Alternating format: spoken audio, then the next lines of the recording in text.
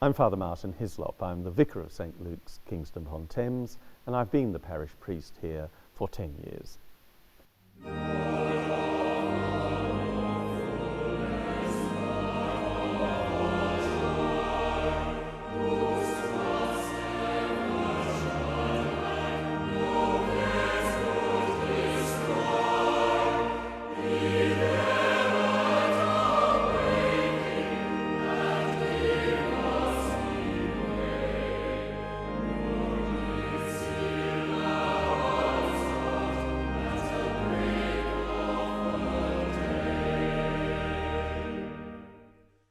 The church was built in the late 1880s. This year is our 120th anniversary of the consecration of the church.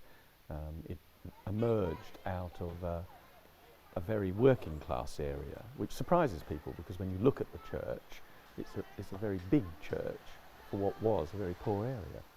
This is my 10th year I've been at St Luke's, and initially, I didn't decide at all. The Bishop of Fulham told me he had a parish for me, and I said, "Oh, I think I was actually looking for a parish." And he said, "Well, it's not what you're looking for; it's where I'm sending you." So, but the moment I walked into the church, I fell in love with the building, and I've fallen in love with the parish and the people.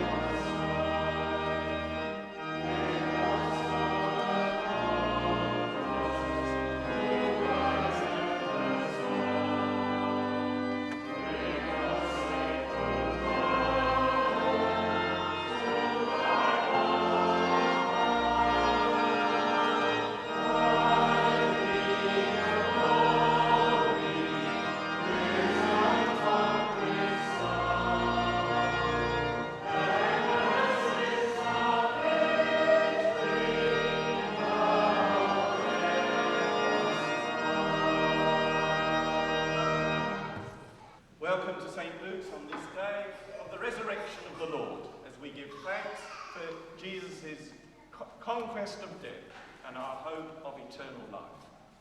St Luke's is called a high church, not just because we have a very high steeple. High church in the Church of England means that we're a parish that in our worship tends towards a Catholic expression. And so therefore our statues, the vestments I wear, the style of worship we have causes some people to say, is this Church of England, or have I wandered into a Roman Catholic church? But it has always been the case that we celebrate the worship God in the beauty of holiness.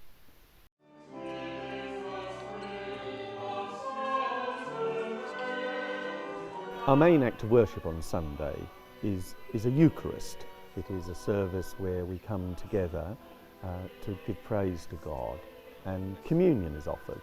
Now, some people call it the Mass, some people call it the Eucharist, the Lord's Supper, but that's not what's important. It's about coming together to give thanks to God for His many blessings.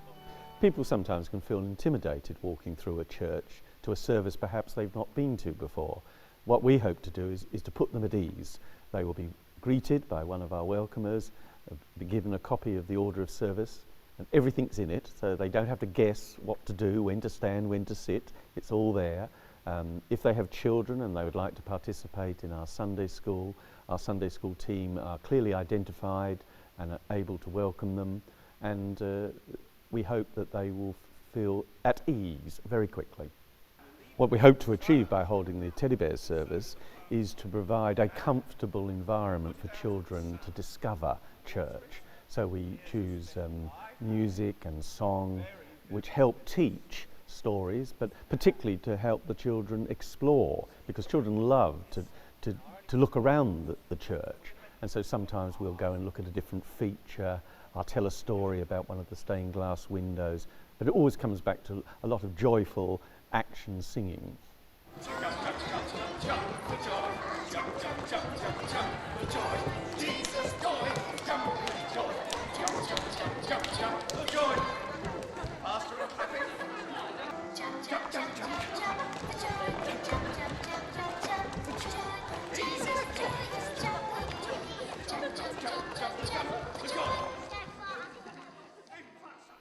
One of the striking figures when you first come into St Luke's, of course, is our Christus Rex, Christ the King.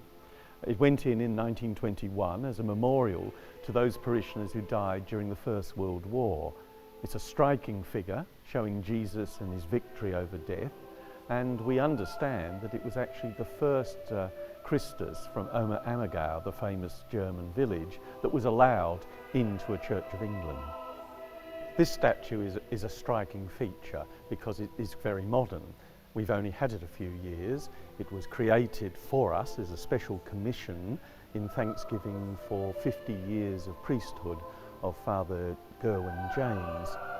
And the artist has attempted to portray St Luke as the bringer of light. And so the gold catches the light, and he's on a flying winged bull, and he carries in his hand the image of the medical profession, because of course St Luke, the physician, is the patron saint of doctors. So it's a fine modern piece of artwork, and we thought that it was a way we can support the arts but make a statement that is intriguing to those who look.